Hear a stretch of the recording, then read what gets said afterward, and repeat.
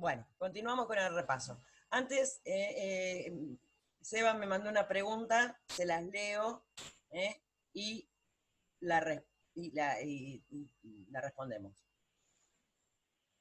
Dice, lo que no entiendo es cuando dice de la fibra motora parasimpática y simpática actúan sobre el mismo órgano, otorgando una doble inervación. Bien, ¿qué es lo que significa esto? Todos los órganos, todos, ¿no?, van a tener precisamente una doble inervación. ¿Por qué? Porque recuerden que el sistema simpático y el parasimpático van a actuar en forma compensatoria, siempre para mantener el balance. Recuerden que el simpático y el parasimpático hacen cosas opuestas, entonces obviamente tengo que compensar. Si el sistema simpático me aumenta la frecuencia cardíaca, también tengo tiene que estar actuando el parasimpático para disminuir la frecuencia cardíaca, para que no se desboque, por decirlo de alguna manera, al menos que yo no necesite. Esas son cosas que ocurren en forma permanente. Nosotros lo estudiamos así por separado porque obviamente es mucho más sencillo, pero siempre hay que tener en cuenta que están actuando al mismo tiempo todo el tiempo. Por eso siempre se habla de una doble inervación. Una por el simpático y la otra por el parasimpático. ¿Quedó un poquitito más claro eso, Seba, ahora? Perfecto. A ver, acá hay otra preguntita. Profe, ¿puede explicarlo de arteria al circuito mayor, sangre oxigenada, y vena, circuito mayor, sangre carboxigenada? ¿Cómo no? Recuerden que en el sistema circulatorio había dos circuitos, un circuito mayor y un circuito menor. El circuito mayor era el que llevaba la sangre a todo el cuerpo, y obviamente era sangre oxigenada, porque precisamente una de las funciones de la sangre es oxigenar, llevar el oxígeno a todos los tejidos. Por eso, todo este circuito mayor, que es el que se encarga de distribuir la sangre por todos los órganos, por todos los tejidos, de llegar al último rinconcito, va a llevar sangre oxigenada. Y el circuito menor, que es aquel que me va a llevar la sangre hacia los pulmones, precisamente para que se vuelva a oxigenar y que largue el dióxido de carbono, va a ser al revés. Va a llevar la sangre oxigenada, las venas, y la sangre carboxigenada, las arterias, las venas, al revés.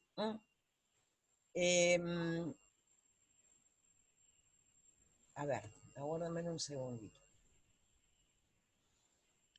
¿Quedó un poquitito más claro, Ludmila, ahora esta diferencia entre sangre oxigenada, sangre carboxigenada, circuito mayor, circuito menor? Me alegro. Profe. Sí. Hola, profe. ¿Ahí es donde se hace el intercambio gaseoso? Exactamente, cuando el circuito menor lleva la sangre carboxigenada hacia los pulmones, precisamente ahí en el alvéolo es donde se produce el intercambio gaseoso. Se deja el dióxido de carbono para que después con la respiración se elimine y se vuelve a cargar de oxígeno para que vuelva a distribuirse. Exactamente. Gracias. No hay por qué. ¿Alguna otra consulta? Vamos, preguntas. Profe, Sí, Lucía. una pequeña consulta. Dime. En el lugar donde está el tejido, donde se realiza el intercambio gaseoso, se conectan, yo lo hago como muy gráfico, ¿Está bien? los capilares arteriales, ahí dejan la sangre oxigenada, se cargan con los desechos, la sangre carga oxigenada, en los capilares venosos, ¿verdad? Claro. O sea, la conexión está entre los capilares, lo que conectan las vénulas con las arteriolas. Sí. Sí, es lo que decía, la conexión es de un lado y del otro. Sí, perfecto, perfecto. Exactamente Genial, así. gracias. Vamos. Consultas. Eso sería, profe, la cava superior e inferior. Ese es donde termina el circuito mayor. O sea, porque una vez que juntó, o sea, todos estos capilares venosos que se van formando en los órganos, a medida que se van después uniendo, van formando las vénulas, van formando después las venas, y van a terminar en el corazón, pero a diferencia digamos, de la salida, la llegada es en vez de una sola, dos venas, que son la vena cava superior y la vena cava inferior. Es donde podríamos decir que termina el circuito mayor.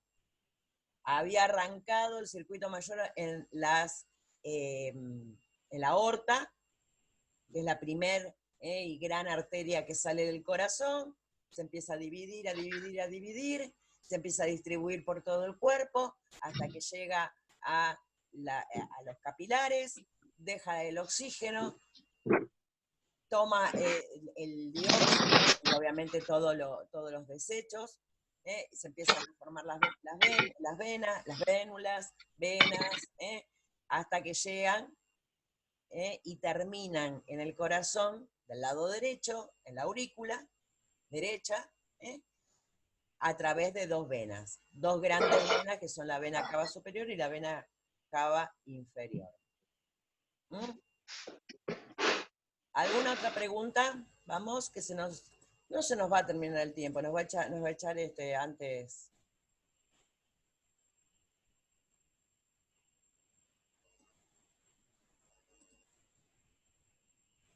Vamos. ¿O nadie leyó nada? Profe, yo quisiera saber un poquito más del diástole, de las dos tipos. Bien, la Por diferencia favor. entre diástole y sístole. Sí, por favor. Y acá Fernanda también está preguntando algo. Dale. La sístole es cuando el corazón se contrae. Cuando se contrae para mandar la sangre que está adentro hacia los dos circuitos. La sangre que sale del ventrículo izquierdo va a ir hacia el circuito mayor, a través de la arteria aorta, y la sangre que está en el ventrículo derecho va a ir hacia los pulmones a través de la arteria pulmonar. Eso es la sístole, es cuando el corazón se contrae precisamente para expulsar la sangre que está contenida en los dos ventrículos. Y la diástole es cuando el corazón se dilata precisamente para recibir la sangre que le viene a través de, ya sea la vena cava superior y vena cava inferior del lado derecho, o de las venas pulmonares del lado izquierdo. O sea, es la dilatación de las aurículas para permitir la entrada de la sangre. ¿Queda un poquito más claro ahora, Priscila? Gracias, profe. Sí.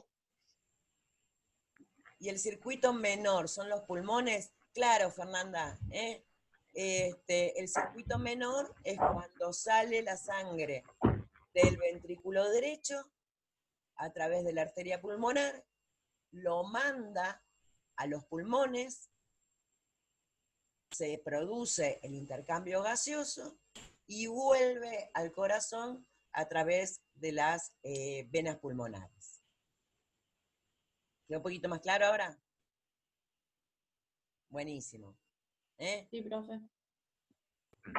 Profe, Sí. ¿puede explicar las funciones de las aurículas derecha, izquierda y de las ventrículos derecho, izquierdo? ¿Cómo no? Aurícula derecha y aurícula izquierda, precisamente, es recibir la sangre. Son las que participan, digamos, en la diástole.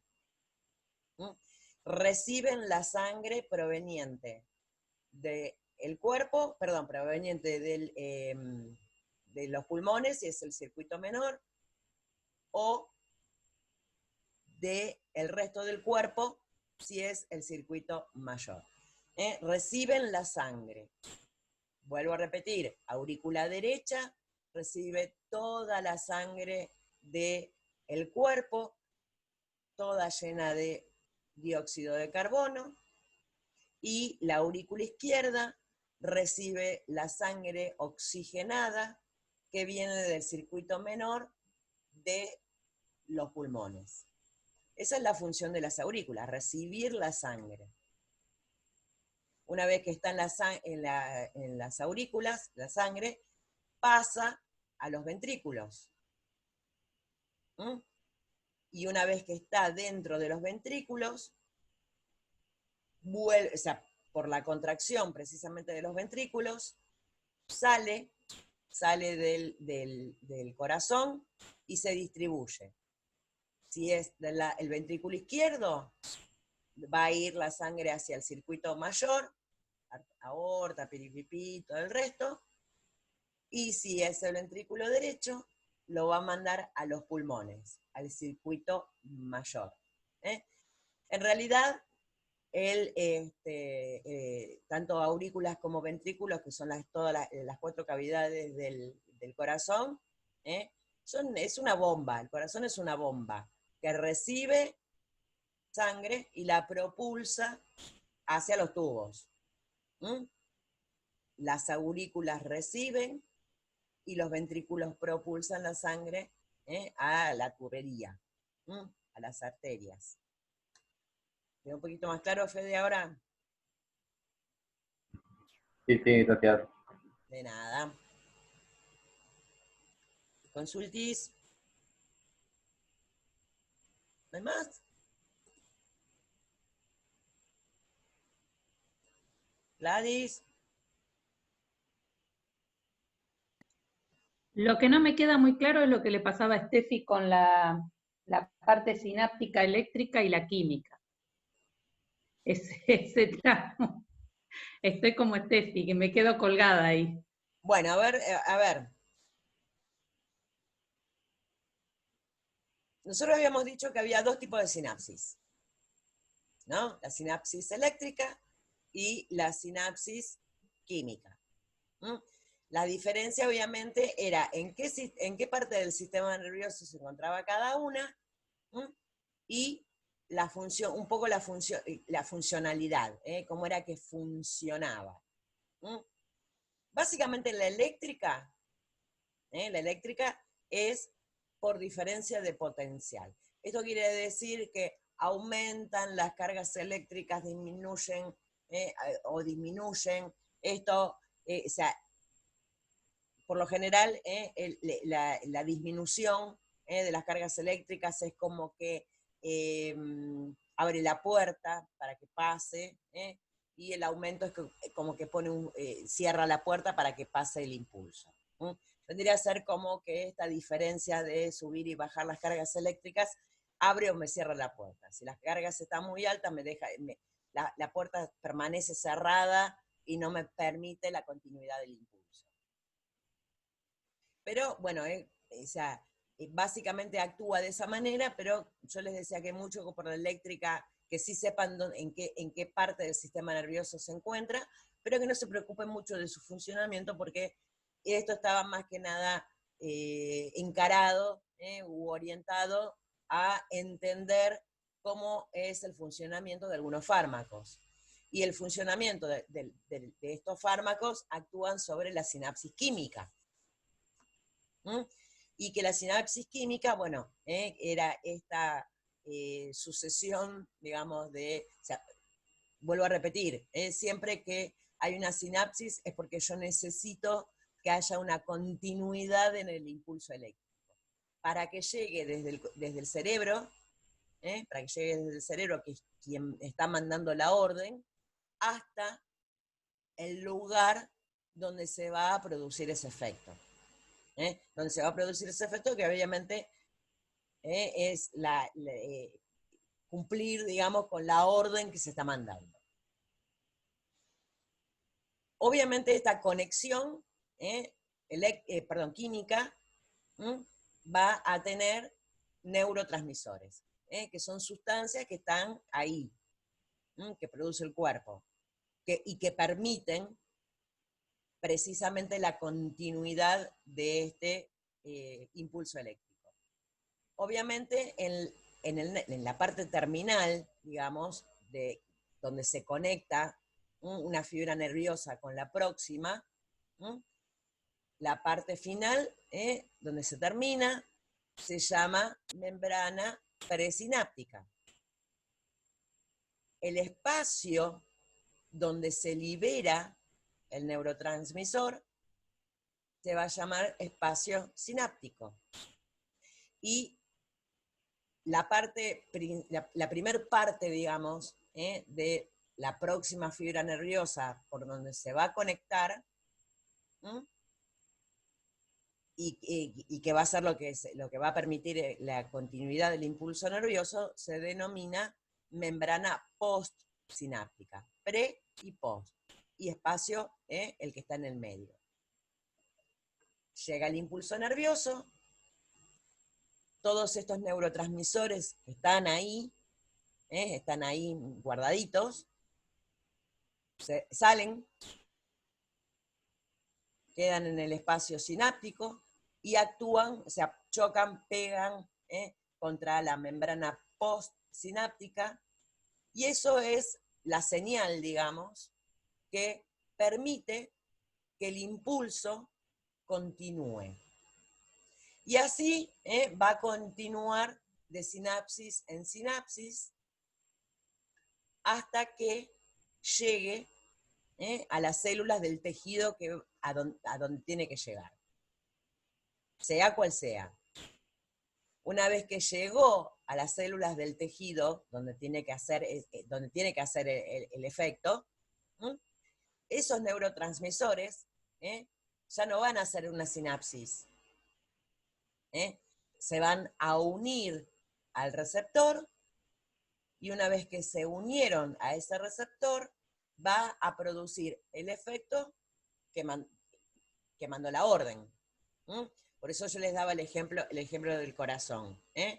El cerebro manda la orden, va a ir haciendo distintas sinapsis hasta que estos neurotransmisores lleguen esta señal, este impulso nervioso, a través de estas uniones que se llaman sinapsis, llegan al corazón. Esta sustancia, este neurotransmisor, se une a los receptores que están en el corazón, y el corazón se contrae, hace el efecto. El efecto que estamos buscando es ese, que el corazón se contraiga. En el caso del simpático, del parasimpático, que hace todo. En el caso, obviamente, del sistema digestivo, bueno, obviamente la llegada de este impulso va a hacer que se produzca la digestión. La llegada del impulso nervioso a los pulmones hará que, a los bronquios hará que estos se agranden o que se achiquen dependiendo las necesidades del momento. ¿Vieron que yo les decía que nos iba a echar? Karen, ya llegó, dice que ya llegó Natalia. Y aparte ya son las 10:30, vamos a dejarle su espacio. Antes de cerrar,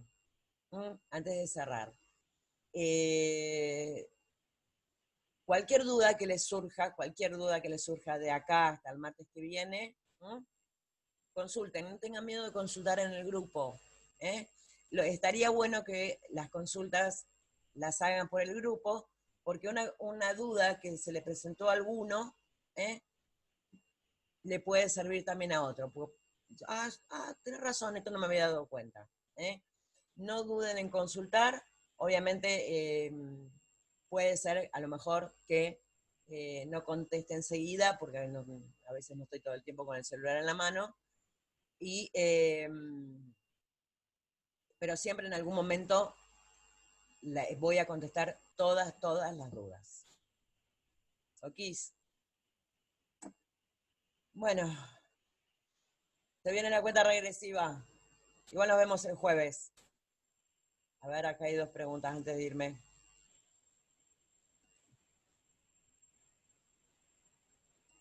No, bueno. Bueno, chicos, nos vemos el jueves. Besos a todos. Hasta el jueves, profe, nos vemos.